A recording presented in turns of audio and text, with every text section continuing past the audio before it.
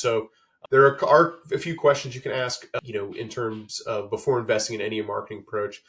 I like to, tell people, ask about how many times they've done that before, ask them to show real case studies, ask them to talk about kind of like what's the average, so that you can hear what the spectrum is, so that it's not just you asking, hey, have you done this before? And they're like, yeah, we'll show you our, top 3 case studies, right? Well, you may be missing out on the 50 other examples of times when they weren't successful in getting ROI. And so, you want to just think about, like, if somebody was, what are some of the good questions that people have asked you, before utilizing your services?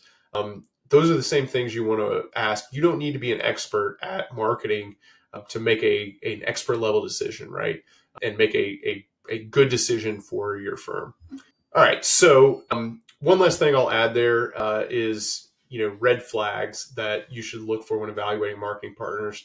Number one, if they are over-promising, right, that it seems too good to be true, it likely is, because it's competitive. There's, especially when it comes to strategies like SEO, it takes time.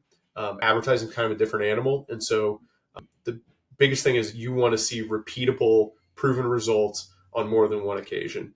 You also want to think about if they're switching strategies very often, or they're trying to pitch you a lot of different things, would be a red flag. But I think I've mostly covered this in other ways throughout this discussion. So I'll just keep that part brief and move on to